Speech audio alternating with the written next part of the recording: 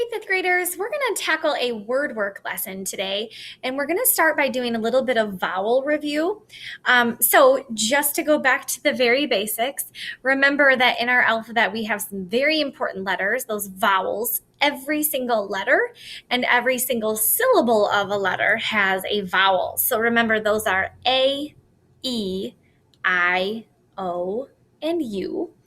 And these are really unique letters, and they are so important that you understand the different sounds that they can make. So remember, we have short vowels, and short vowels have a short sound. Another way to think of that is that the letter makes that sound. I never quite know how to explain this. So, for example, look at the word cat. So A says ah, right? So we hear that short vowel sound, or apple. For E, it's going to make the eh sound. So 10, elephant. I is going to make the I sound. Again, these are all examples of a short vowel. So gift, insect. Short vowels, when we're looking at O's, would sound like ah. So dog or ostrich. And U is going to make that sound. So sun and umbrella. Now, long vowels are different. They're quite unique. Long vowel sounds are long sounding and they say the vowel's name. So instead of saying the sound, it says its name. So A is going to say A, like acorn and whale. E is going to say E, eagle, recycle. I is going to say I, island, and lime. O is going to say O, oatmeal, and potato. And U is going to say U, like unicorn and music. So, knowing the difference between a short and long vowel is really important as you read words, especially now that you're in fifth grade and you are going to encounter some pretty challenging words in the books that you read.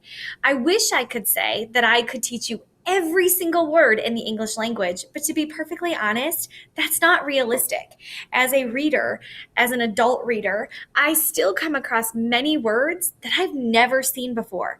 And so I have to rely not on just knowing the word, but I have to rely on tools in my toolbox for breaking the word apart and finding word sounds and word patterns that I'm familiar with. And then I can apply those to new words to figure out how to pronounce them. Okay, so knowing these short and long vowels are really key. I've included this great poster on my presentation for today as well.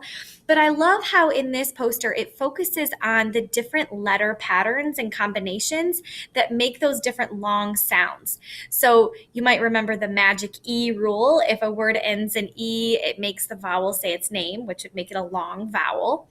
But notice all of the different combinations. AI will always give you that long A sound, train.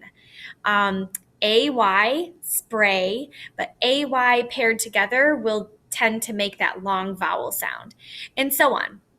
So I want you to take a look at this poster more on the document, zoom in and take a look at some of those patterns. Because if you come across a new word in a book you're reading, you might pick out, oh, I know that AY says A, and it will help you to read those new words.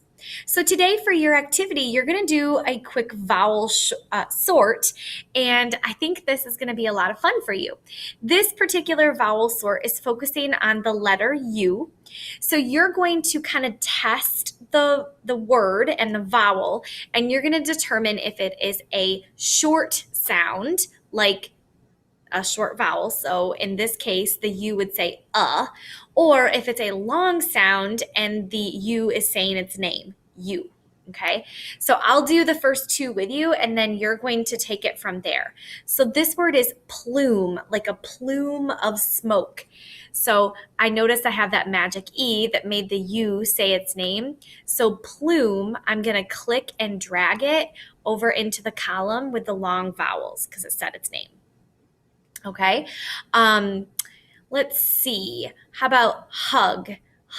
Ugh. It's not saying you, it's saying So that's a short vowel. So I'm going to click and drag it over into that column. Notice it says to keep the oddballs here. There are going to be some words that you test out and you're going to think, I don't hear and I don't hear you. So for example, what about busy? I don't hear that typical U sound here. So busy, even though it has a U, is kind of an oddball. Okay, so I'm gonna leave it here, and maybe for right now, I'm gonna kind of drag it over to the side just to get it out of the way. And then once I have everything moved into place, I could drag busy back into the oddball category. So you need to get all of those words sorted around. And then when you're all done today, where mine says share, yours should say turn in. You need to make sure that you click that button so that you submit it to me through Google Classroom and I can check your work for today. So have fun investigating these words and determining long and short vowels. See you later, guys.